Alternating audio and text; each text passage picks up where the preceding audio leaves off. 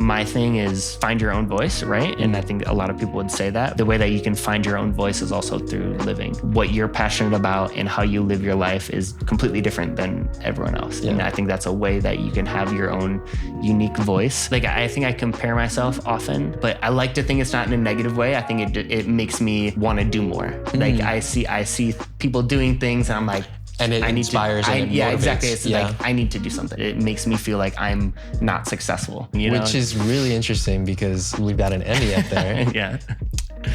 And you still feel that. Yeah, definitely. Even with like some of the awards and accolades that you get, right? Yeah. I think that's a healthy way to taking that feeling into a positive momentum where you're, instead of becoming comparative and like down and then it makes you stop doing it, it makes you continue. Yeah. It makes you want to do more. I still feel like we're the veterans of like the travel content creation space. It's some like, kid commented on my thing, he called me a founding father. I was like, that's a first. Yeah, and that was cool. It was funny.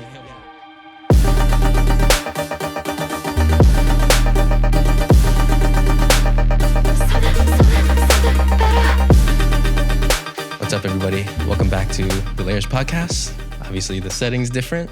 It's because I'm here in Los Angeles. And I'm sitting down with an incredible friend of mine. He's also a very, very talented filmmaker, creative, just all around creator, artist, Emmy-winning cinematographer. As they say. Just a great human being. You've done some really cool stuff. Yeah. Mr. Cory Martin. Welcome. Thank you. Yeah. This is the applause. Yeah, exactly. You can add that in. Yeah, dude. Yeah. Well, I'm stoked to be here. Yeah. This is my first ever podcast, so I'm a little nervous. Same here. I'm like still getting used to it. No, I think it'll be good. Yeah. You'll be fine. Yeah. But that was quite the intro, so I appreciate it. It was rough, so sorry. But for no. Yeah, and the thing is, like, for people, hopefully if they follow me, they'll usually know your work most of the time too. Yeah. But if not, incredible stuff. So please go check out his films first off. Because honestly, I'm a fan. I love your work. Thanks. We've gotten to do stuff together too, which is really cool. Yes. Yeah, it's very cool. But for people sitting down who might not know of your work and what you do, you're a filmmaker, cinematographer, director. What's like... all the above? Yeah, all of it, right? Yeah. Do you want to give a little bit of like background? I want to show people who you are and like kind of your introduction to film, maybe just like early life stuff, maybe. Yeah, we can go into all of that. Yeah, for those of you who don't know, I mean, technically I'm cinematographer, director, editor, but all the above. But I feel like once you're like in the content creation space, you're everything. You produce, you do all of that thing. But yeah, early stages for me is... it's a long story, so we don't have to go into all of it. As long as you want, we got the time. Yeah. But I mean, I grew up in Western New York, small town, and it wasn't really like an artsy thing. It was very impoverished area, not necessarily impoverished, but it was the poorest county in New York State during that time, and I was in a private Christian community. So it was like an interesting dynamic of me growing up there. And I grew up there, went to college there too, because it was a college town and my parents worked at the college. And so I lived there for 22 years of my life, essentially. And I never grew up artsy or doing anything in the arts, really. It was more focused on like sports. So I was like, played basketball, soccer, and baseball growing up. And that was definitely like my childhood and high school and even going into college. Like that was what I was focused on. You played soccer. I played soccer in college, yeah. And then I studied elementary education in college. So then, so my mom, my mom was a teacher. And so I went into college thinking that was my career path. And my older brother at that point was also a teacher. And so it was just like naturally for me, the trajectory that I thought I had to go. And I started doing that, going full force, but you sort of had to choose a major or like a certain specific thing to do within elementary education. And so I decided to just like double major in communications in elementary education. And then that was sort of what introduced me to the arts in some sort of way, I guess. Sure. And then in high school, I did like theater and things like that, but it was like not really like, I mean, it was so artsy, but it was just like dipping my toe into, and like never really did any video or anything. And then I got into like my junior year, was sort of when I made the decision that I didn't want to be a teacher anymore. I was like, my life felt mapped out for me, and I was doing this like millennial crisis thing of just like, I don't want to do that. Like, I don't want my life planned out for me. I want to figure my own way. And at that point I had no idea what I wanted to do. And then you were what, 20? I was like 21, I think at that point. Okay. Yeah. 20, 21, one of those. And I essentially like didn't like drop the major. I had enough credits for me still to get a degree in it. So I was just like, okay, I altered my career path. And so then I was my senior year of college, the first semester, it was during soccer season, and it was my senior season. So I wanted to be very focused on that. So I wanted a light course load. So I didn't want to take many classes. And I took a web communications class, and I took 2 weeks of it and I hated every bit of it. It was like HTML coding, and I was like, this is not for me. Like, I don't care about this. Wow. And so I dropped that, and the only other course available was Intro to Digital Video. And so then I joined in that, and my junior year I acted in a friend's project. And so I like knew a little bit of the video. I'm a shit actor. I think I remember that video. Yeah, were you dancing in it? Oh, that's a different one. That was my first like video that I actually made. Oh, yeah, we'll show that and later. so then, I don't know if you should show that. I mean, I think it's good to know where you came from. Yeah, absolutely. Right? Or know that. Well, I'm finding out things I didn't know about. Yeah, exactly. Yeah, so, for you. Yeah. So, so then I joined that class 2 weeks late, and like I didn't really know how to do video, and I had friends who like did video before. And so I had one of my friends filming me, and this is the first video I ever made. And he filmed me dancing around my hometown. Yeah. So it's like in the fields with cows and things like that. And I'm just doing a little dance. Yeah. And I think you showed me this when we like first met, and I was like, this is Cory. It's so funny, because I look back at it and I'm like, it's pretty cool. It's pretty sick. It's actually funny. I think it's funny, but it's also, it's just young Cory dancing, which is comical in my mind. Yeah. And then that was sort of like, because it wasn't an art school, like the standard of video wasn't necessarily the highest. And so, like I look back at the films that I made my senior year, and they're all trash in my mind. Sure. But I think that's just like how it goes. Like the older you get, the more mature your work is, or just as you get better, you look back and you're like, that was terrible what I did. But at the time, because the standard was so low, people sort of looked at it as, this is cool. Yeah, this is cool. Like, you could do this, And so it almost gave me like this false sense of confidence of like, damn, maybe I can do this, right? And then that is sort of what like led me to be like, all right, I'm just gonna go full force my senior year. This is like turning a hobby or like a little fun thing into a potential career path. Yeah. And so then that was when I just like went full force into it. Sick. And then there's obviously a lot more after that, but I don't know if you wanted to. No. Yeah. Well, so, I mean, because now I'm thinking timeline wise, I met you when you were like 23, 24? Yeah, 24. And I remember when I met you, I watched your work and I was like, wow, this guy's like, at the time, back then, even for me, I was looking at it. So, but now I'm putting it together. That was only within like a 2-year span of you actually picking up a camera to hitting. I remember the first project I saw of yours was Temple Children. Yeah, Temple Children. And I was I was blown away. Yeah. I was like, whoa, this is a whole nother level of like creating that. I was just coming out of my GoPro phase and it kind of pushed me. I was like, oh fuck, there's like a whole nother level of it. And wait, so you're saying, so that was within just like 2 years of so picking like up a so camera. I would say, like my junior year I acted some, and so like I was more like I was a part of the process and I knew that process. But senior year was technically like when I first like picked up the camera. So this is back in 2014. Yeah. Is when that first happened. And so and then we met in 2016. 2016. Yep. Yeah. And so then because of that, I just like fully immersed myself into it. And then as I said, I grew up in Western New York, so like hour south of Buffalo and Rochester. Okay. For people know that, but it like further away from the city, like 8 hours driving from New York City. Wow. Yeah, which is honestly, it's super far. People don't think about that, but yeah, and it was like Amish country, where I grew up. So then that was when I moved to Buffalo, which is just like the closest city. Yes. And there was an independent filmmaker named John Paget who like gave me my first opportunity, I suppose. Because he was the one that like essentially I was living at home during that summer, like having no idea what I wanted to do and didn't think I could do the video world thing.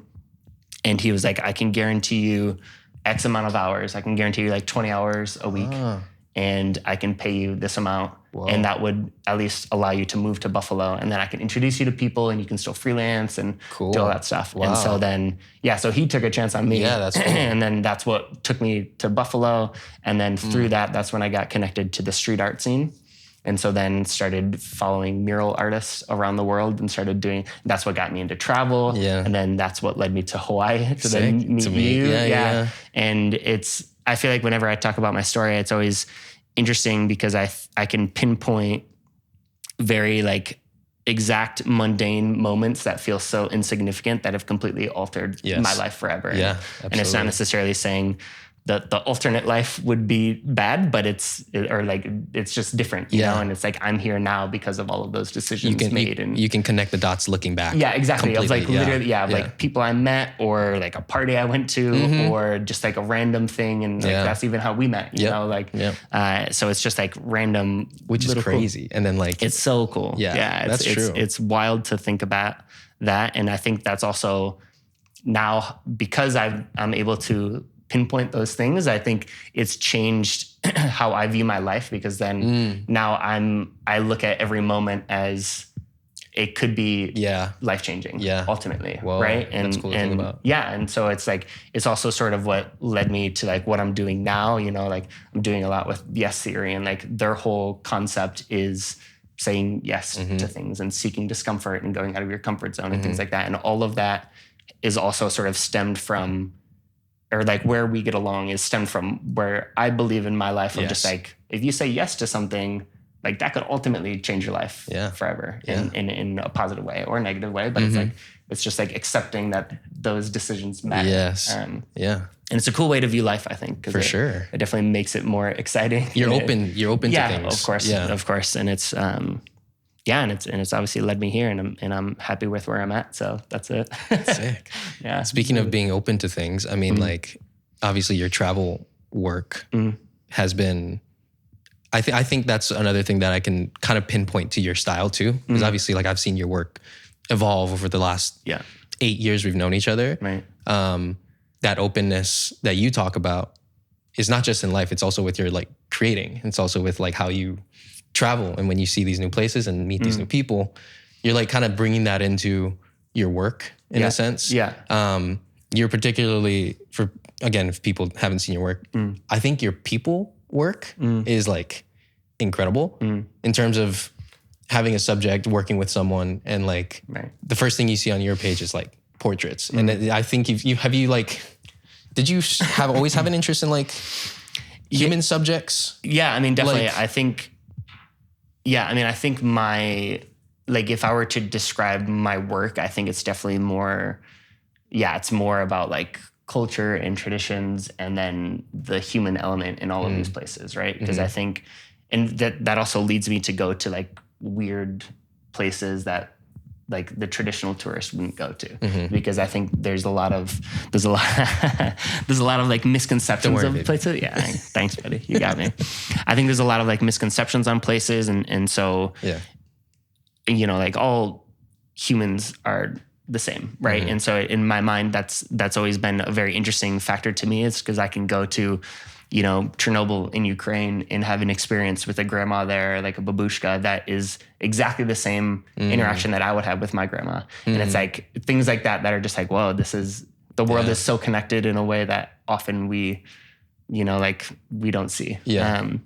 But yeah, it's definitely been, I think the other aspect of that is sort of leaning into your strengths, because I think that's a part of being unique in your own way, especially as like a filmmaker or an artist, right? Like there's a lot of people who copycat everyone, and it's like a lot of just like reproduction of the same thing. And so it's hard or tricky to find your unique style or your unique niche. And I consider myself a people person. So I think that's also led me to be like, okay, what are my strengths? Part of your strengths. And so if I'm able to relate to a lot of people, why don't I try to like use that? Use that in film. And so then that's sort of like where I have found that passion or that sort of line of work in my mind. Yeah, no, that's true. I think playing to strengths. Yeah. And I think you also mentioned just like how people are reproducing and like the constant almost like flow of the same stuff that you see all the time. Yeah. It was weird because I always thought that was,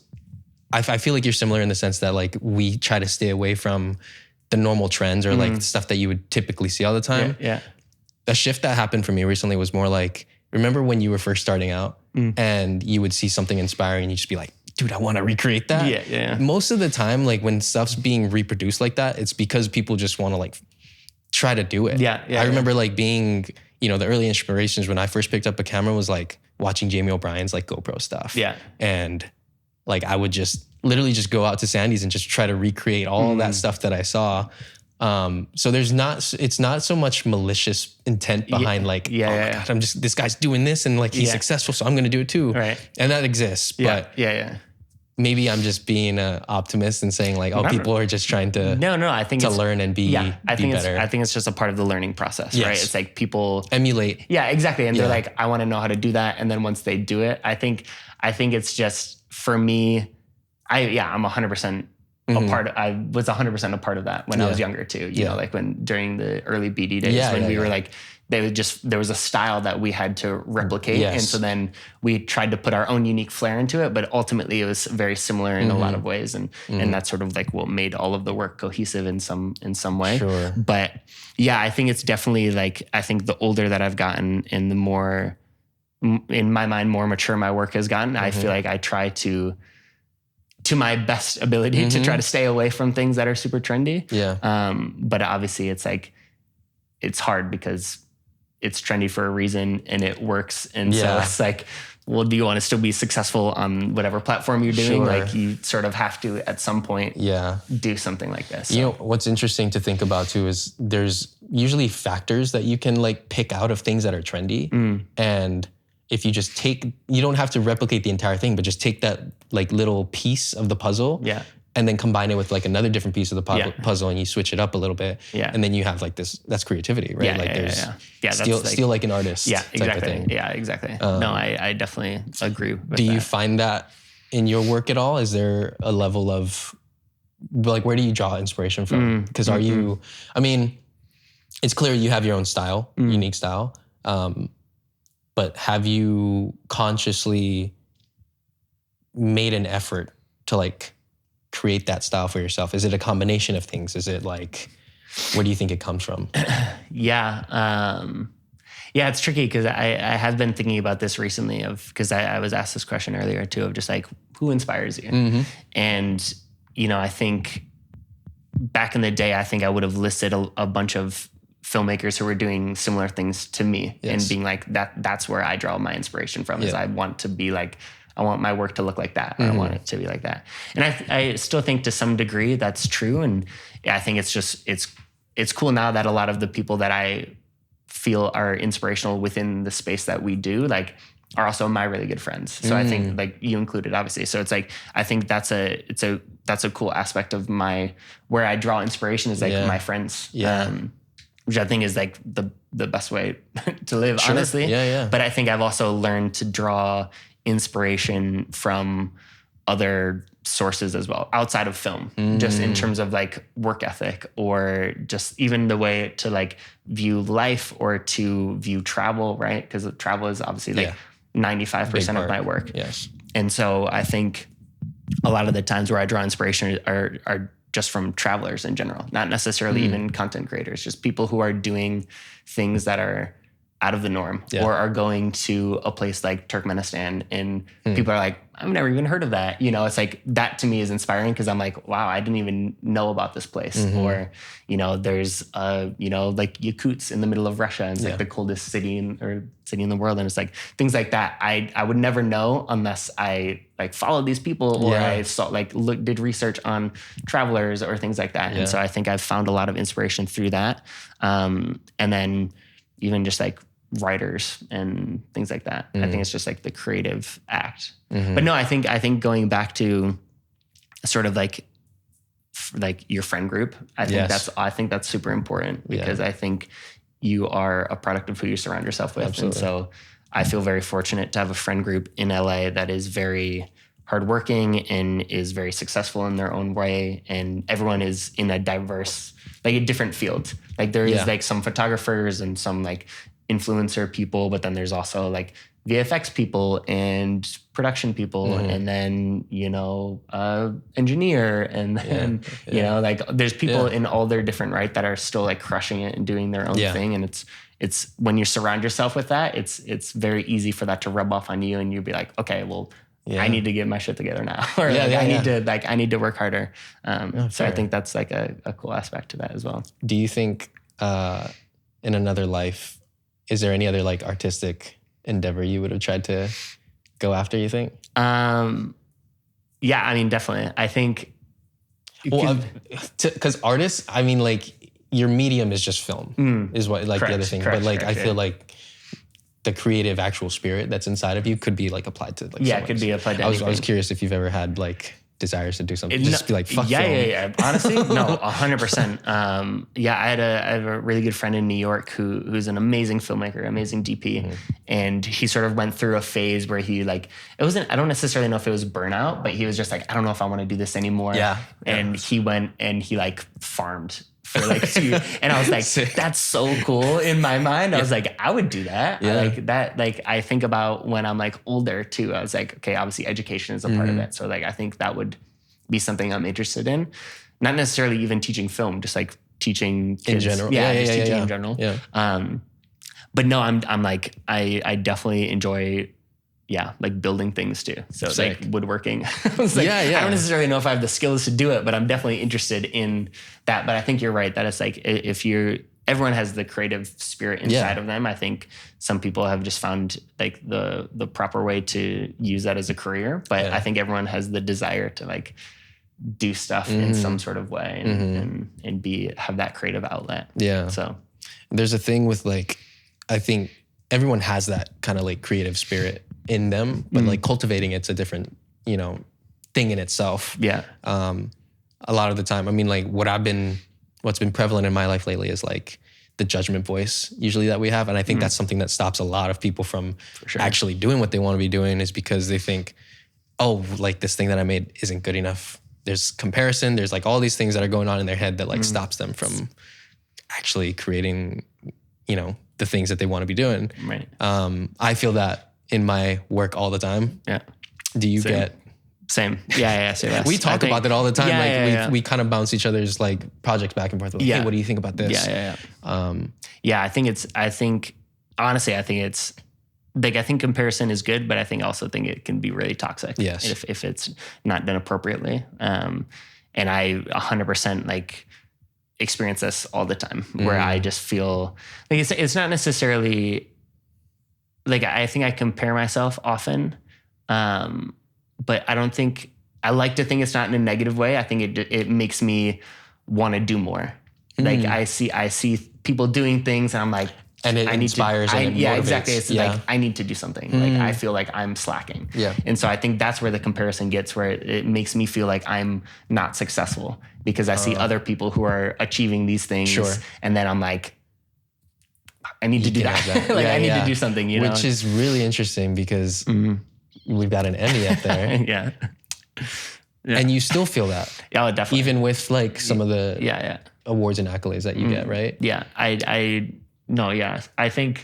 don't think even after winning, like it's cool. And I think the biggest part of that was just celebrating your work. Because I feel like we don't do that often. And I'm like 100% like we do something and then it's like outdone, great, on to the next, right? And so it just like loses the magic. The magic of it and the value of it too. And it's especially in social media where it's just like you pump out things all the time. Like one piece that's maybe amazing, like just gets lost in all of it. And so to take a moment and get, you know, recognized for it, but then also just for me to like appreciate, like, then that was a really cool project that we worked on. That was like, I shot it really well, you know, like it just feels good. And like those moments of celebration, I think are important as well. Yeah, absolutely. But yeah, I mean, going back, I still feel, I still feel like it's not enough. You know, you almost get like, I think you almost like, I got imposter syndrome for it. Cause I was just like, I don't deserve this. Like, this isn't like a thing. And it's like, even then it's like, you still get one of those, but it's like, you know, like, not an Oscar, you know, it's like, you know, like there's always something higher. Exactly. There's always something higher. And I think it's not 3 Emmys. Yeah, exactly. It's not 5. Yeah, exactly. And that will be the death of me for sure. Yeah, I think that's, it's well, what's interesting to think about is how you said it instead of like getting you, I mean, you still get down on yourself somewhat, right? But it motivates you almost to like continue to go. I think that's like a common, and I think that's a healthy way to take that like comparative feeling. Cause it's, especially for me, because when I sit in it, you can really like go down rabbit holes of just like, fuck, I'm not good enough. Like I need to stop film completely because of all these other people that are just like the landscape's changed, you know, everything's just getting better and like people are creating the coolest stuff. Yeah, crazy. But taking that feeling into a positive momentum where you're, instead of becoming comparative and like down and then it makes you stop doing it, it makes you continue. It makes you want to do more. I feel like that's a good trait and a habit to like kind of, you have to force yourself into it. No, I think that's super accurate. I think that's also, you know, like you're exactly right that there's so many people that are a lot younger than us. And seriously, it feels to me like we're 30, by the way. Yeah, exactly. Which is so funny because it's like, 30 is not that old. Not at all. And like, I'm 31. Like, it's not that old. Well, especially industry people. You talk to people who've been doing this. They're like 40s, 50s, and like still grinding. Exactly. But I still feel like we're the veterans of like the travel content creation space. It's some like, kid commented on my thing. He called me a founding father. I was like, that's a first. Yeah, and that was like, cool. It was funny. It was like, it made me chuckle. Yeah, exactly. Because it's like you think about when this era started, and we were definitely like a part of the first couple of years, of like, exactly, of doing that, which I think is cool. But everyone like. Everything that is produced now looks amazing. Yeah. So it's like the barriers, like exactly. You know, I'm looking at 16-year-olds and they're doing work that I'm like, bruh, I didn't do this till like last year. Exactly. I was like, don't rub it in. It's just accelerated, and that's how the space is like improved. And it's all good things, but it's also like so let's go back to like those early days because again, nobody was really like making the things that we were kind of doing, not to talk ourselves up or anything, but it was kind of like new territory. Right. The travel space was like not as saturated. BD in general was like just kind of new and like exciting, and people were like, oh, these guys are just like traveling and creating like really dope stuff. Right. I guess we could go all over the place with like BD, but like that time, I guess that time in your career, what was like driving you? Like, was there a certain, obviously we were 26, 20, or like earlier than that, 23, 24. Yeah, 24. I think is when I started at BD. Yeah, probably, 25. Which was like 6 years ago, 7 years ago. Yeah, back in 2016, 2017. You were where were you at in your life, in your career? Yeah, I mean, like, I think as we were saying, that was like the early days of like the travel content creation thing, and working for BD was definitely like, it felt like that was the only job opportunity to do that type of work at that point. You know, like now anyone can literally take out their iPhone and do stories and then have a reel that blows up and get paid to travel and do that stuff. At that point, it just wasn't really like a thing, you know? And so working at BD was definitely like the beginning bit. Like, to me, I think the biggest aspect of that helped me grow to who I am now was working alongside like you and everyone else there. Because I think it definitely felt like the way that early was like the early stages of BD was set up was sort of like the Avenger vibe, right? Of like bringing in all of these different artists that were like killing it in their own right. And, you know, and when I came in, I felt like I was like the nobody, you know, like everyone came in and they had 100,000 followers and had their work. And I was like, 2000 and like no one knew of me and I was just like this guy that just like snuck in and I'm like, why am I here, you know, sort of thing. But I think that helped me grow exponentially. It was literally just editing besides everybody and being able to bounce ideas off of it. And because like now, you know, like we all edit in our own little bubble, right? And it's like you're editing and then maybe I'll send you a final export and be like, what do you think? But at that point it was like, I was like editing. And we could see the whole process. Yeah, exactly. Like, what about this transition? Things like that. And I think that helped me grow tons. Yeah, exactly. Like I think at that point too, you know, it was definitely, we were a lot younger and it was a young man's game. And so we like wanted to stay up all night and edit and things like that. And the older I've gotten, the more I'm like, I want a healthy work-life balance. Like, you know, I feel like I used to believe in, or there's like the saying of like, if you love what you do, you never work a day in your life, right? Like in my mind, I was like, 100%, you know, I love what I do. So I'm not working.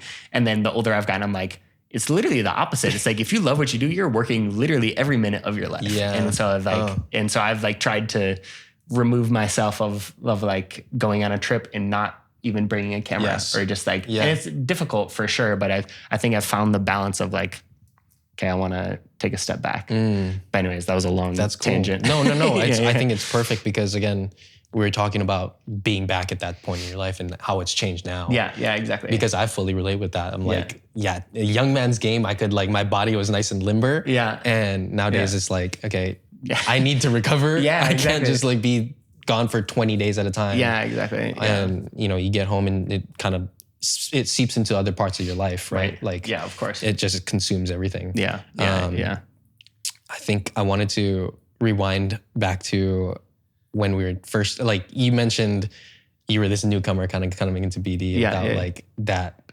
followers and like all the social kind of like prowess that everyone else there had. I think that has played more into your style now because you didn't come from that social world where me, like Colder, Jacob, who was like the original guys at BD, like we had that social, like creating kind of, it was creating for social first. You had like a different aspect to film that BD didn't have. And I think that changed the landscape of like the storytelling that kind of came into BD too. That's super interesting. So I think, there's a cool, I think there was a purpose 100% because you've kind of like brought your style into the BD style. And for everyone that was there, like back to that, we like pushed each other. It was fun being able to like work next to everybody and see what they were doing. But it was also kind of like this like, oh my God, I kind of want to one up their project a little bit. Yeah, exactly. The competition aspect of that. It was definitely like, it was definitely like healthy competition in my mind because I don't think anyone like hated each other. I think it was like, we want to see you succeed, but like, I want to do better. You know, like I want to create something that like stands alone. It pushed everyone to like be creating at the highest that they could at that point. Exactly. That was fun. We got to do a lot of projects and a lot of really cool things. It's a very like, I think at that point it definitely set me up, at least in terms of like the connection base and getting me the experience that I needed and all that to now like be doing that freelance and in my own way and like things like that. Like I think all of that has definitely like stemmed from those early days of like learning how to work with a bad client and like being able to adapt and figure out and like, and it definitely like, as we said, it was a young man's game, you know, like we were doing every sunrise, every sunset, like busting our ass every day. And like, you can't do that forever, but it definitely like, I think it builds something inside of you that I now use now. It's like waking up super early to shoot. I'm like, I've done so much worse. So it's like, it's very easy to then, So you do the hard stuff and it becomes just like second nature. No, that's fair. And that's, again, you can bring that into other places of your life too. Yeah, for sure. That's good stuff. So from there, you now moved on from BD, obviously. Freelance life. Yes Theory, all of the stuff that you're doing now. What would you say is like exciting you for work and just like what keeps you going? Yeah. I mean, it's funny because I say that it's a young man's game, but I feel like I'm still doing it to some extent. I'm still traveling all the time. And, you know, I think about how often I'm gone versus here. And it's still like 70% plus, like out. And you're still moving. I'm still moving a lot. And surprisingly, I'm not like too exhausted, but it definitely makes me like think more about like future goals of mine in terms of like, not even in film, just like for my life. I'm just like, I want a family, you know, like I want to do all these things. And so it's like I'm now in the world of like thinking more about that, of just being like, okay, well, should I buy a house? Or should I buy an apartment? Should I, you know, like all of those things. So that all comes down to like money and business stuff too, right? Yeah, exactly. I think to your point, when we were like, young man's game is also like, you're just not even, I'm just like, dude, send me wherever you want to send me. Don't even pay me if you want. Right. Yeah. So, but now that we're older, it's like, okay, we have to kind of, you know, there's a maturity aspect that comes into like, we want to pay for things like a family one day and like investing and stuff like that. Yeah, exactly. It's definitely like, I think success to me has always been, you know, being able to do what I love with people I love for people I love. Like, so essentially it's been like, I just want to do what I care about and then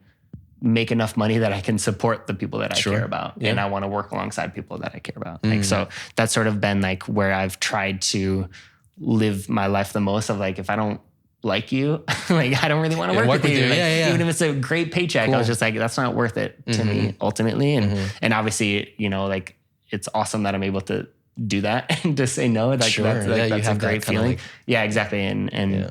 But I definitely think now, the more like, as we were saying, I'm thinking about the future. I think I know that I can't travel the way that I'm doing now for the rest of my life. So I think I'm very much like, for future things, I'm like, what excites me is longer form storytelling, things that would potentially push to like a full feature, like Iceman, and like doing projects that are, you know, like maybe I can be gone for like 2 months, but have that be paid well.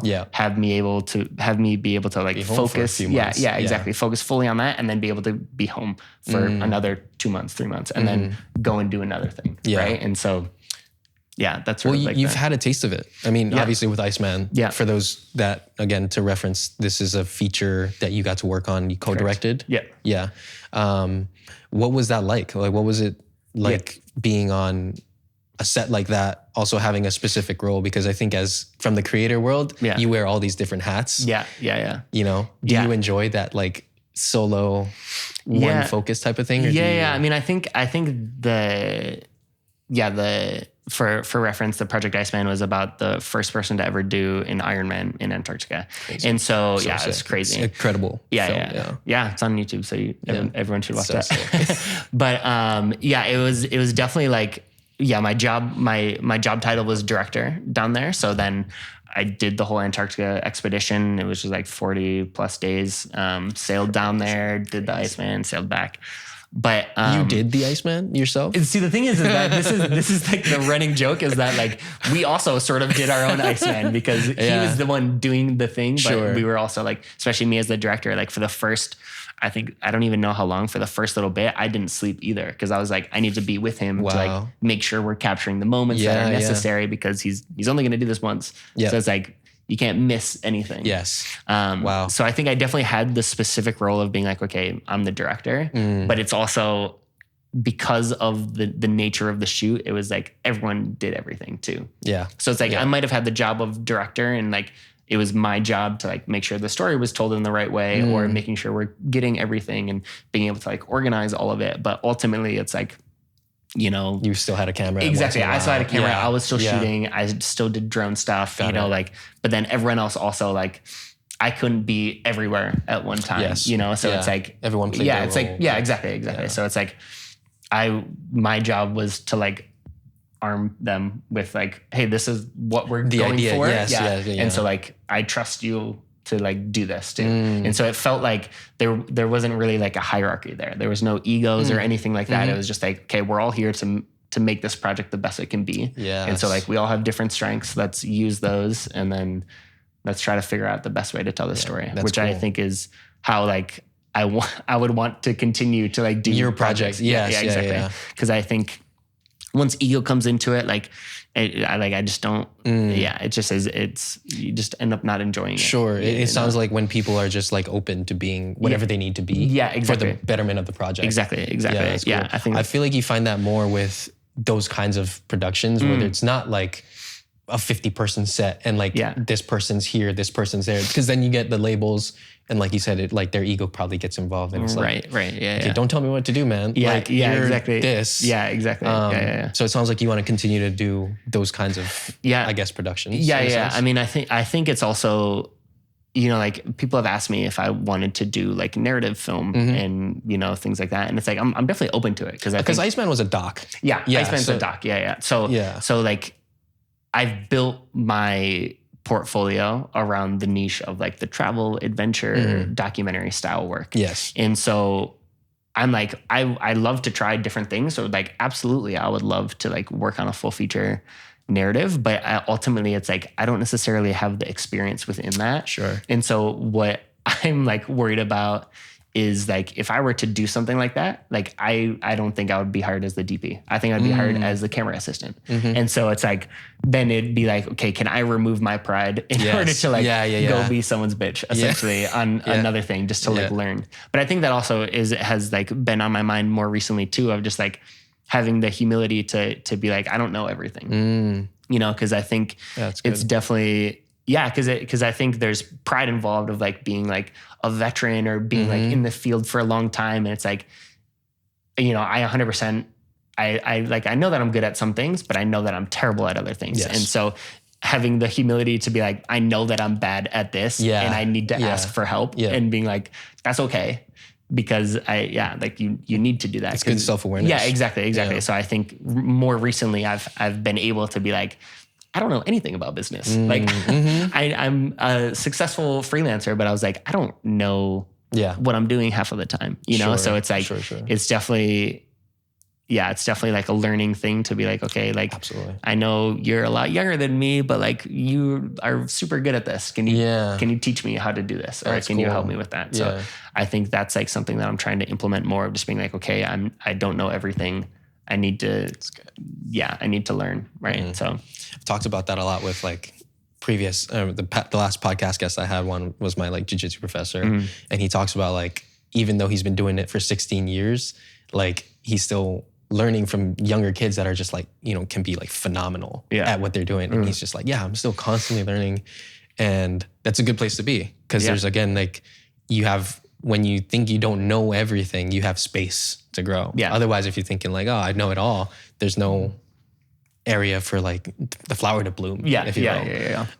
That's cool. So you still have that feeling in your life. Yeah. I mean, I definitely think I think it's hard because sometimes like obviously pride just gets in the way of just like ego. Yeah, exactly. Because because there's even been like people who have come up to me who have been like a fan of my work. And so it's almost like in my mind, I'm like, I need to have this like level. I need to perform. I need to be that person in their eyes. And then I'm like, I don't really know what I'm doing. I feel that too. Like, I don't want to like, I'm just faking it at that point. And so it's like, it's still a struggle, but I think it's ultimately, I'm like, I need to just do it. Like, I need to just be open to, like, as you said, like open to more.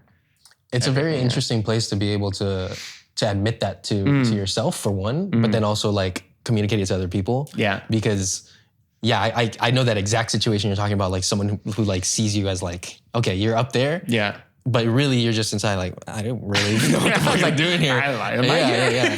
But it's a cool, like it shows that like willingness to grow when you can actually just admit to yourself and to that other person, like, you know what, dude, like I'm here and I genuinely, I don't know as much as you think I do. Exactly. But it creates, I think it takes pressure off. 100%. Because you're like, you don't need to put on this like front or this like image or this facade of like, I have all my shit together. And, you know, you can just kind of let it be what it is. Or do whatever you're working on be as true to who you are at that moment in time. That's cool to think about. Interesting. Well, this is where the part I look at the topics. Okay. Because I need to get better at being this is your third one. I right? know. Yeah, It's early, It is my favorite early one. stages. That's Yeah. So the many hats you get to wear, Correct. is there one that you have wanted to drill in or kind of like hone in on? Or like aspects of film, obviously. You direct, you DP, you edit, color, all this stuff. Yeah. It all kind of adds into your style overall. Yeah. There's been a desire, I think, in my life that like, because we come from similar spaces, to want to like niche down almost sometimes and focus on just cinematography or just directing at some point. Do you feel for like evolution of your artistic career, is that something that you are trying to actively do? Is there, you're just going to keep doing what you've been doing type of thing? Or how, like, cause there's ways to kind of keep the career fresh. Yeah, exactly. Whatever growth in what you will, but. Yeah, I think I'm definitely focusing more on like the DP cinematography route. But I think I've also dabbled a lot in directing now too. And I think that's just like a part of being a DP too, is like, like I'm now mostly honestly hired to shoot and then someone else edits it, which I think is amazing. Like that's the best thing for me, is like going and shooting and having it be self-encompassed and then being like, here's the footage. It's the fun part. Exactly. Like enjoy, absolutely. But there's definitely like, I still am, I don't know, like I still have like a lot of like desire to, if the project's super important to me, like I still have a desire to edit it. Have your hands on it. Exactly. Yeah. Just being like, I don't want to let it go. Like I want to make sure that this is what I imagined it or how I imagined it.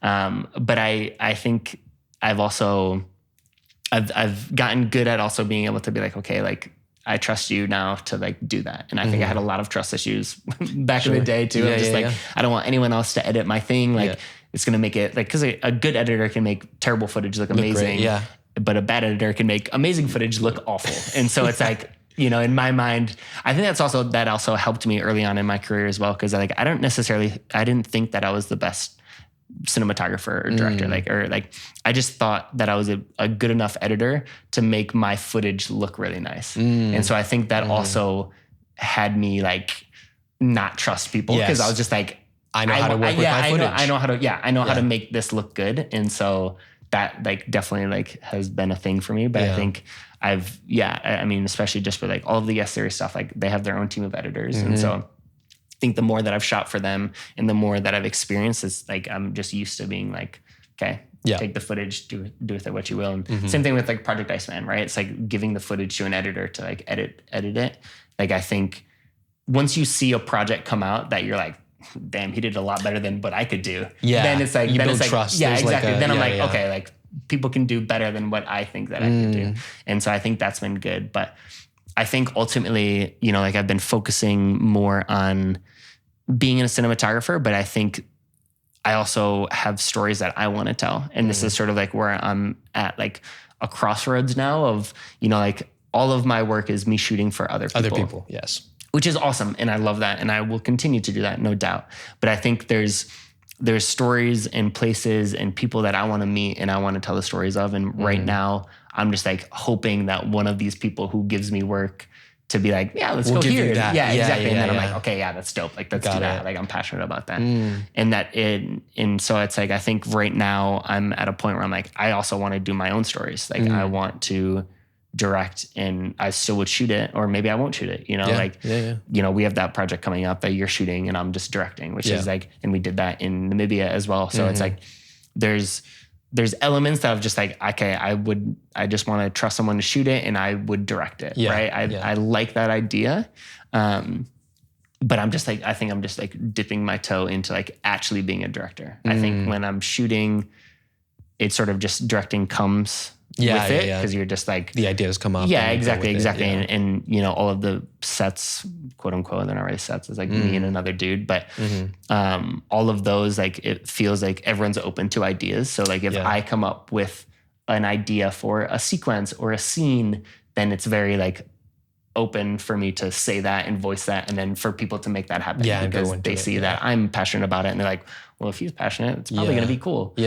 So I think that's you know, like I have the skills to be that director, but I think it's just like, you're getting in your own way of like wanting to exactly. Have full control over it all. Exactly. So I think this year has definitely been like more of my focus of like, okay, I want to focus on this. Like I want to try to do my own thing at some point. Like not fully, but like I would love to, you know, shoot for all of these other people. And then maybe when I have a break, I'd be like, okay, I have 2 weeks. Yeah. Let me go do this own thing and do that. And I think, it comes down to kind of like the collaborative aspect of it, right? Is if you can, I think you would be able to like let go of more of that control if you were around people that you knew could like deliver that trust. And you could be like, 100%. I trust, you know, this editor to like already make something incredible. Right. I have no problem, even though it's my favorite footage ever, like maybe I'll play with it, but like I can trust that guy's going to do it. Yeah. So I think like trust and collaboration would help mitigate those kinds of feelings. Oh, for sure. I can imagine, because we've both worked with Sam, and you know, he started off as like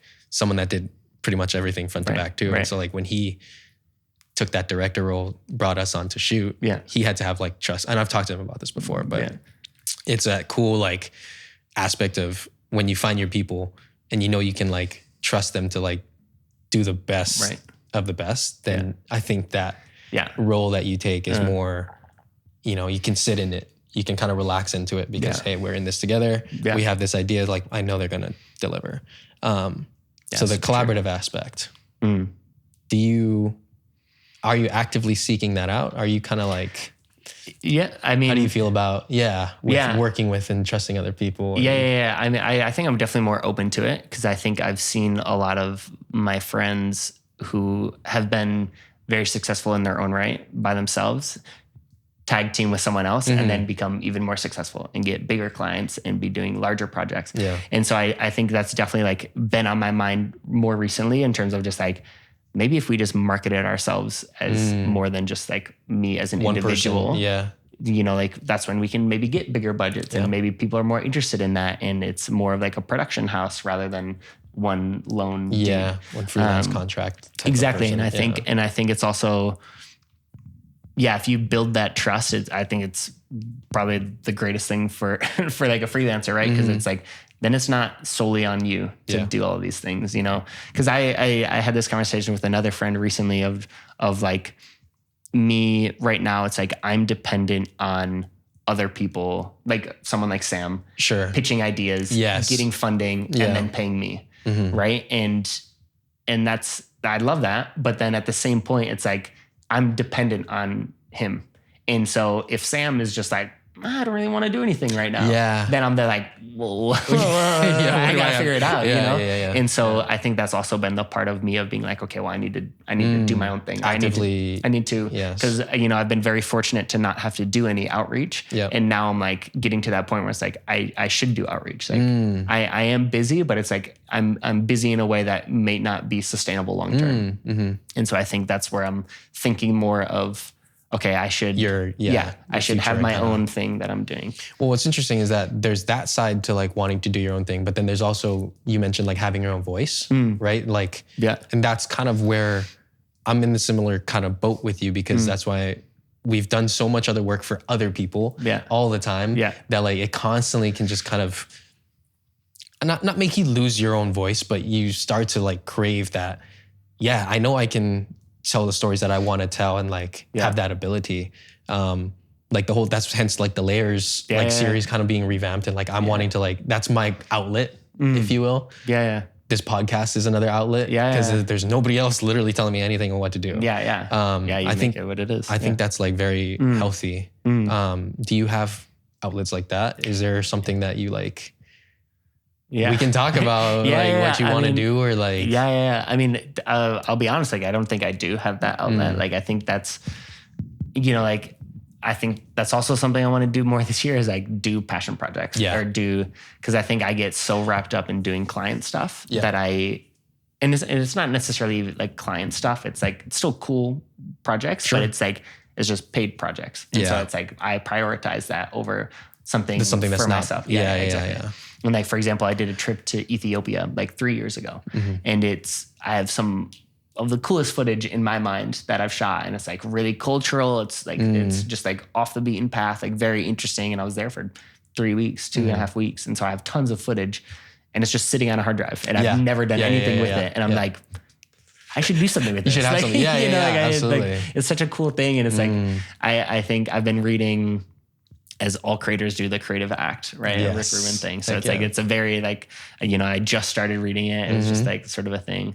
But there's an interesting concept of, ideas and, like when the idea's time to be told, it's exactly. Yes, so dude. In my mind, I was always so protective of like when someone did a story that I was interested in, I was just like, damn it, like why did you do that before me? For sure. And it's like, it definitely opened my eyes of just like, it's time to be told. It's not time to be told. Yeah, exactly. And so it takes a lot of pressure off of you because then it's like, you're just the vessel. Yeah. You're just the expression that the idea is coming through. Yeah, exactly. So it's like, okay, yeah. Sorry, continue. No. Well, I'm reading that same part. I think I've talked about that on one of the other episodes with that same exact thing, is that it takes so much pressure off of who you think you need to be. And because of like the ideas that you have, you can realize like, oh, maybe it's not all on me. Yeah. Like it's the idea. I'm just here to nurture it, to express it and then share it and then see it all the way through. Right. So again, like it takes all that pressure off. Like, maybe it just wasn't the time for the idea. Yeah, exactly. Yeah. But I respect you a lot for doing this podcast because I think that's like something that, I should do something too. I need to have a creative outlet in that regard too. I think for that and to give like, because I had the whole creative process of trying to think of like, what can I do that's going to take me out and like have that outlet, something attainable for one. Like, because if you try to do this like big daunting, like, feature length film that'll in between all of these projects and like work and stuff that you have, it's probably going to take you fucking years just dipping in. But I was like, okay, what can I do that's like snackable or like that's like attainable and I can like kind of repeat it. And it was this like idea for like the 2-minute little short layers films. Yeah. So in that sense of like, for anyone, I guess, as who's like, okay, you're maybe experiencing burnout, not saying that you are, but wants that outlet, I think it's just like find something that you can actually, that's like not as big of a deal as it needs to be. And then just continue to do it. I feel like, well, you enjoy photography, right? I do. Yeah. I do. And do you consider that kind of like... Yeah, I mean, because I think I definitely enjoy it because I just think it's easier than video. And maybe a lot of photographers will hate me for that, but I think it is. I think it's like, it's obviously still difficult to get a good, composition and understand lighting and all of that. Sure. But like the editing process like is so much easier. Faster, And so, faster maybe is the better term than easier. Because it's like, that to me is more like when I say, when I do my travels where I don't bring a camera, it's like I'm still bringing like a little Fuji camera. But like to me is just it's just super easy to go and just like snap a pic and like not have to think about everything. It's just like, okay, this is like a moment in time that I enjoy. And I think that's a fun expression of like still within the same field, I guess, in some sort of way. Like, is it fulfilling at all? Does it give you that same feeling though, like putting out a banger video? Yeah, not really. I think that goes to like the effort, like when you put out something that is like a banger video, as you said, right? It's like I know that I put time and effort into doing that. And so when it's out there and it's appreciated, then it's like, okay, my hard work was worth it in my mind, right? And so, but I think that's also like going to there's like another side tangent, I guess, but like going to the space of social media now, it's like a lot of people are going away from like the heavily curated, edited things. And it's just like an iPhone thing and it will do significantly better. And it's, I have mixed feelings about all of that, but it's like, it still is very rewarding to come up with a piece that feels like it doesn't belong on social media. Like, I think that to me is where I strive to the most, I think in my own way, is that it's like I had a friend who said that my work doesn't belong on social media. Like it should be somewhere else. And like that to me, I find super interesting because I was like, maybe I'm not supposed to be a social media influencer dude. And I wouldn't necessarily even market myself as that, but it's still just like where the content lives. Yeah. And so it's like this interesting thing of like, that's how I make a living. And, but I try to make something that when people look at it, they're like, this doesn't belong here. Like this should be, you know, somewhere else. That's cool. I like that concept a lot. So. Yeah. And would you say you're trying to step away from like the world, I guess, of like, well, what's interesting is that you obviously hearing this is your mindset of like, okay, you're not creating for social or like you want to have something live somewhere else. That still does really well on social media, especially yours, because I think people can kind of expect that from you in a sense. Yeah. But also it's fresh. So when you do share it to social media, it's like, oh my God, this is different than everything else I'm seeing. Like there's a realism.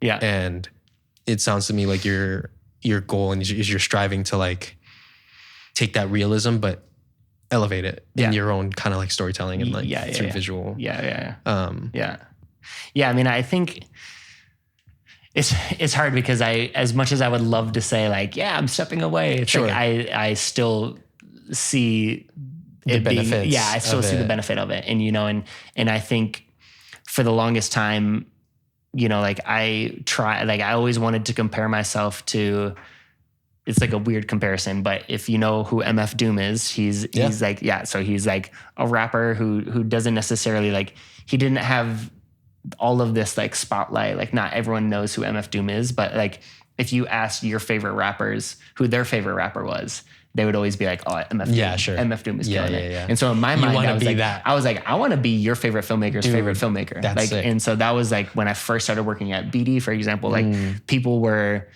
building their social following to then leave at some point. And in my mind, I was like, I never wanted that. I always wanted to just be like the low key dude that like not tons of people knew about, but everyone who like who I respected, like respected my work and be like, okay, I'm looking at Cory's work for inspiration or for guidance in some way. And I love that idea.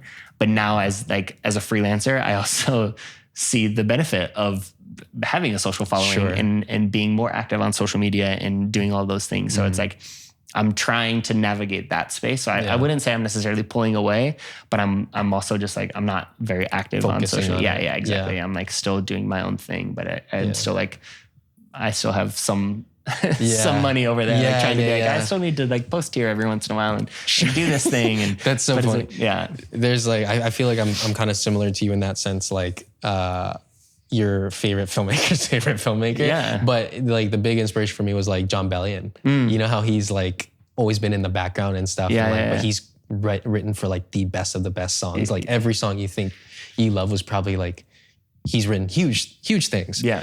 He has a successful like music career. It's also his, but I think there was like, it comes back to, not that you don't want the fame or anything, but he recognizes the pressure that all that has. Yeah. And when you just love something for the love of it and love doing it, like he's totally okay with like not being in the spotlight. Yeah. And just being known for this, just like freaking, you know, he's for the people who know, they know. Type of thing. And it sounds like that's. Yeah. I like that. Yeah. I think that's. I respect that. Yeah. I think, and it's also pretty fresh for Los Angeles. Yeah. Oh yeah. You know, it's like, No, for sure. Yeah. Which I think is cool. And I think that's also like helped separate me a little bit as well from like other creators, I guess, is that I hopefully am doing stuff that's a little different than what people are typically seeing. Yeah, and that's fair. Yeah, so. That's very respectable. And I think, because we've kind of had that same thoughts about where we want to be in our career and stuff. Yeah. There's always a side of me that's like, oh, but the money's more in the front. Definitely. Definitely. I'm like, shit. Like, well, you see this person who's just like killing it, crushing it, and you know that they're successful and like making it. I'm like, fuck, do I want to be this background guy? Yeah. It's weird. Do you struggle with that at all? Like, do you think about it? Definitely. Because it's like a lot of, because sometimes, you know, like I'll do a job that, or I'll work with someone who, I don't know. Like, I just think that I'm doing all the work and they're not doing anything. And then they're making so much more than I am. And that at that point that like sometimes gets to me where I'm just like, bro, I'm doing everything. Like, what's happening? Like, I'm doing all the work, you know? And so you're like a ghostwriter. Yeah, exactly. Which is, but I mean, I think ultimately, as much as I like try, like I want to stay away from that as much as possible. Not necessarily stay away from it, but like, I don't want that to be my driving factor of just like, I'm going for money or I'm going for this, like, or the fame or anything like that. It's like, obviously super nice, but and it is very tempting a lot of the times to be like, I want that. That sounds awesome. You know, like I want to make $1 million. That's cool. But I think at the same time, I'm like, okay, I still have like, I honestly, I just think back to where like I came from, like the like my family and like how I was raised and things like that. And that's like always a good way to like, you know, keep me grounded, I guess, in what I'm trying to do and what I'm trying to work towards. And I think that's like a good thing to like, to always remind yourself of when you're like, when I'm going and doing all these things and I get in my head too much. I'm just like, okay, it's like, it's good to think back to that. Yeah, that's cool. So that's what keeps you kind of like grounded in a sense. Yeah, for sure. Cause you know, like, as I said, it's like, you know, I grew up, it was a town called Houghton. It was like a little private Christian college bubble, you know? And so but it was like surrounded by, you know, like high school dropouts and things like that, and more like working class people, which is like, I loved how I was raised, honestly. Like, I think a lot of people like would look at that and be like, and be like, exactly. Yeah. But I think it's so cool to like think back to like, I grew up in that and I lived there for 22 years of my life, and to see where I'm at now and see the places that I've seen or things like that. I was like, I didn't really travel growing up either. Like no one in my family really did. And so to also do that and then look back and be like, damn, I've come a long way from that. And I think that's just like a good way for me to be like, okay, this is like, I'm doing something right. What's important. Yeah, exactly. Like, and then it's, I think that's like a good way. That is. I think that's totally fair. There's like, in a way, finding peace in like what you're doing is probably the biggest thing. Yeah. Right? If you can be at peace with like where you are in your career, what you've been making, what you've been doing, and like obviously have like some kind of hope for the future, like something that's exciting you to get there. Right. I think that's like the main goal for me at this point too, is just like, hey, can I be at peace with the projects that I'm working on? Can I be like relaxed? Or it's almost like my goal before I even start. I'm like, I don't try to get in my head of like what this is going to do for me or like how far this is going to take me or like what doors are going to open because I'm doing this job. It's more like I'm just going to, my whole goal is to just try to be at peace doing this whole project. Yeah. And usually most of the time it creates the best that I can make out of it. Yeah. Otherwise, if you're in your head all the time, you're trying to please other people, you're trying to please a client, whatever. Yeah. I don't know. I think that's another way of grounding. It's just like another, for me at least, shift. Yeah. That's cool. No, it's amazing. Is there any advice you'd give to young Cory that you think you would like to say? Yeah. Or even not even young Cory, but like just like, young Cory. That's what I want to say. Like, reflect on like, what would you tell your younger self? Is there anything that you would? Yeah, I mean, I think. I think there's a lot of things that I would say. I think there's definitely times where, you know, like I doubted myself a lot. And I think, you know, like there's like the cliche thing of being like, trust the process. But like, that is something that it's like, you know, you have to go through all of that in order to like all those struggles in order to like become greater. And then I think I also I would say like, have a healthier lifestyle. Not like healthier lifestyle, but like healthy work-life balance. Because I think as much as I love and I look back on those days where we were like, all I was doing was working. Yeah. And I think it helped shape who I was today. But I also think like I missed a lot of things that I could have experienced more there. Or I could have been more fully present in that time and era of just being like, I should have, you know, like I got to experience all of these things, but it was like, you know, sunrise, sunset, no sleep, then you go and do it again, right? And instead of having a time of being like, okay, it's sunrise, sunset, but then, you know, chill like, out, enjoy. Like, think about where you're at right now and like what you're able to experience. Yeah, exactly. And so I think that was that's one thing that it's like, as much as I look back and think that I did do that, I still think there's always more that you could like just like appreciate and you could be more present in with. So I think that's also like, yeah, I mean, that is good advice.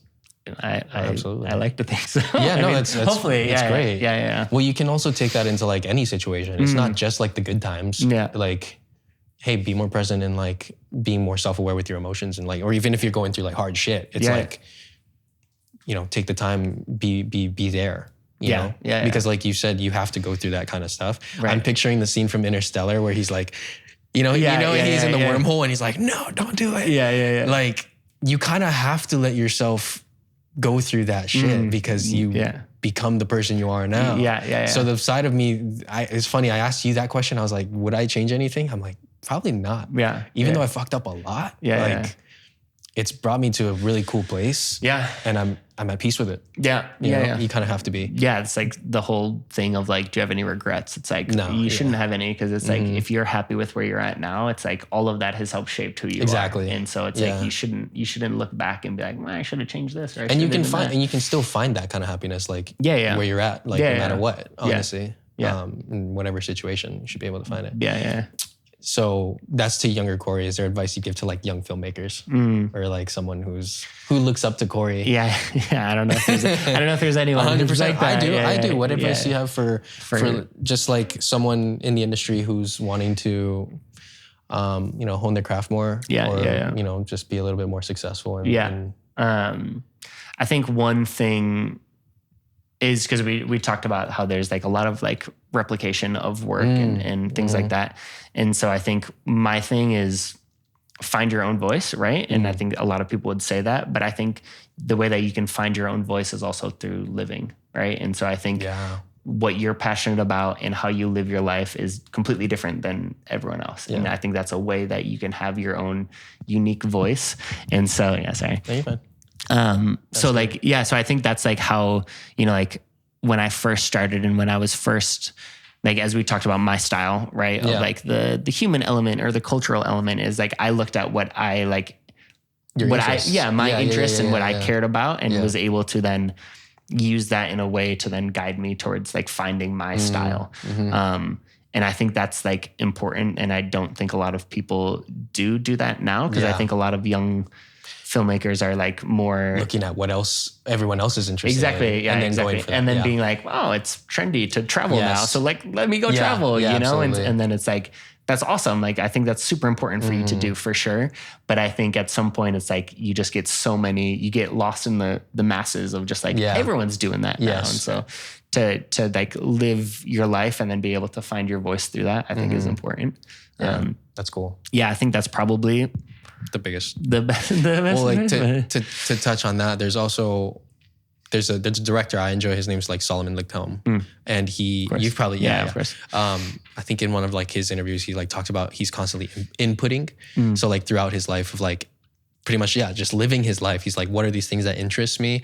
What are these things that like I genuinely have a interest or passion for? And he takes that into his own like that creates his style rather than what is everybody else interested in? Yeah, exactly. Now let me try to make that better. Yeah, exactly. It completely, and it also keeps you going as an artist. Yeah, for sure. Because if you're just trying to follow like everyone else's like trends or whatever is happening there, obviously easy to burn out. Yeah. But if you're just literally creating stuff that's interesting to you or that like you can make something be like, oh, I like this. Yeah. That feeling is like way more. It's way more fuel than any other amount of like social media stuff will give you. Yeah, and it's also like you're creating for yourself, not for someone else. So I think that's also audience like comes last. Yeah, exactly. I think that's a really powerful way to create as well. It's true for everyone too. It's because you're doing them a service. Like it's the best thing for the art for the person. Yeah. No, I think that. I mean, honestly, I think that's great advice of like do it for yourself, not for someone else, or not for your fan base. Feed the algorithm. Yeah, exactly. It's like I think do things that you love and what you're passionate about and things like that. And it's like, it reflects too. So. How do you feel about social media now and the algorithm? Has that ever like?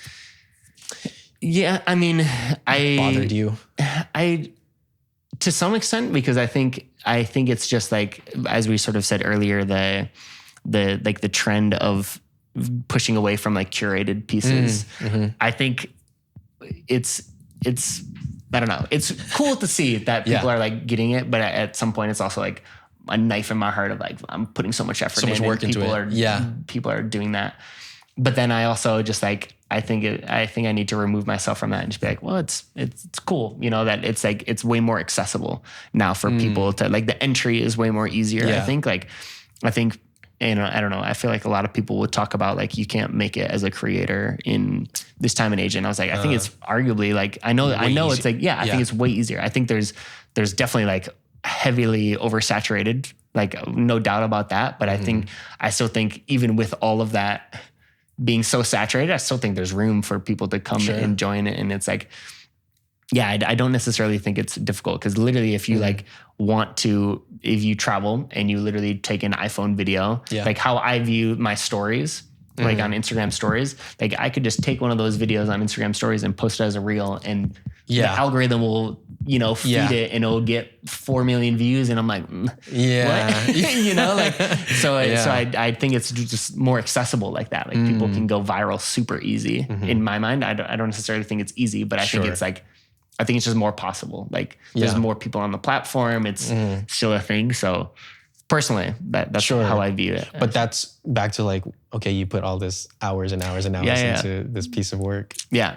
And no, I mean, the thing is that I still don't do it. I still try to do like the curated things and it's like, which is annoying. And then, it's a little bit like well, you're creating for a different purpose. Exactly. And that's sort of, I think what I would go back to is just like, I'm creating for like something that I enjoy watching. Yes. Like I want to make something that like looks good to me. And I'm like, okay, I'm proud of this piece, not just something that will be like, oh, I know that this would go viral if I like posted it. Like, I think that's where, cause I also just want to like, I have, not many people know, but like I have a brand image, right? Like I'm totally saying that it's like, I just don't think I have like a massive following base, but like I have what I curate as like, this is Cory, you know? And I also like have pride within that. So it's, I also don't want to like be the guy that is doing this sort of work. Different type of. Yeah, exactly. Like I don't want to be the guy that's still like posting like just iPhone clips all the time and posting every day and doing that stuff. Like I think if I did that, I think I would grow a lot. Yeah. But I also think that it's like, I don't necessarily want to be known for that. Yeah. Or fair. So it's hard. It's like a tricky, like a tightrope walk of just like, what do I do? What do I do? What do I do? Well, aside from the social media and like the feeding the reels and algorithm type of thing, you said you have like a personal brand and like a curated type of thing that you try to follow, if you will. Yeah. Do you think that's limited you in any ways of like your creative life, like the spirit that you have, or do you still feel very refreshed and you're like, not gonna do this forever? Like or do you feel boxed in? Like, 'cause sometimes I was like, there's so many things of what I do that I'm like, oh, I wish I could go like and dip into this type of thing, you know? Yeah. I mean, I think, I mean, to some extent I feel like a little limited, but I don't think that's a bad thing for me. Cause I think I love what I'm doing. And I think the beauty of the type of work that I'm doing is it's very refreshing. Like everything is always different. You can have like, exactly. Yeah. So I think that keeps it very interesting to me that it's like every place that I go, even if I go to the same place, like it's a different experience. And that to me is super, like, it keeps me on my toes. It keeps it refreshing to me. Yeah. But in terms of like, the more that I do that, the more that I'm known for being like, as I said, like the niche, like travel cultural person. And then that is where I feel like people are like, I'm more limited because people view me as that dude, as opposed to being like someone who could DP a full feature film narrative or someone who could do like a direct, like a commercial job that's like super high, like high budget, big set, things like that. Cause like, I haven't posted that, or I'm not like known for that. Exactly. And I just haven't really done it. So I think that's where I'm limited, but I don't hate it. Like I love the area that I'm in and will continue to do so. So that's inspiring. I think for a lot of people, especially who like maybe don't have that, it's cool to see that you've found it.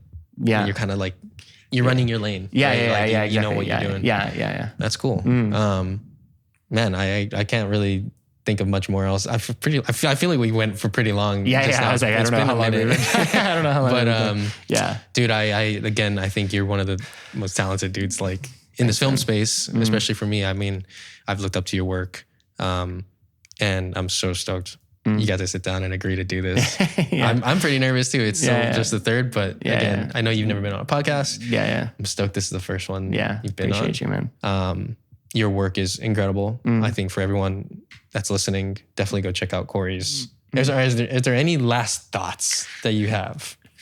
I guess before I give the whole sign off. No. I think you're good. Yeah? Okay. I mean, you're good. You're good. What's some things that you're excited for? Is there anything you want to like talk about that you have coming up? Just I mean, I think it's more of, I think this year, like as I said, of just like me trying to do my own thing. So I think that's what's exciting me the most, of just like, okay, I'm going through that process, and I've talked to you about it too, of just like what's the best way to pitch this? Sure. You know, because that's like something that, as we said earlier, of like, you know, I might be a veteran in the space, but I've done very little pitches because I don't do much outreach. So it's like reality is like, I don't really know how to pitch. So I don't really, so it's like, that's been interesting to me, of like going through that learning phase. that. But I mean, I think that's like the thing that I'm most excited about, is looking, and for hopefully the viewers too, is like looking more toward like for my own personal storytelling or my own personal craft that's coming out. So hopefully that's coming sooner rather than later. Yeah. We'll be here for it. If any other stuff you want to like work on, like let us know. And that's a cool thing with like, I want to end on that, because being a good person is obviously just like, like we said it earlier, if you want to work with them, like you have to have fun with them. Yeah, exactly. That's like really good advice, is as long as you're just like a solid person to work with, and like people can have fun and relax and be comfortable with you working. Like that goes a long way. It goes a long way. So Love you, man. Yeah, it's so good. Yeah, love you too. Yeah, I mean, I appreciate you for having me on this too, because it's like, this is also like imposter syndrome to me a little bit. I was like, not at why all. am I on a podcast? Like things like that. So I appreciate you, and so much good nuggets in there. So everyone follow Cory's work. Check him out at Cory Martin Instagram. Yeah, on YouTube too. Cory S. Martin. S. Martin. Yeah, sorry. Basic white man name. So yeah, right on. Well, cool. Thanks again for tuning in, guys. Shoots, brother. Good work.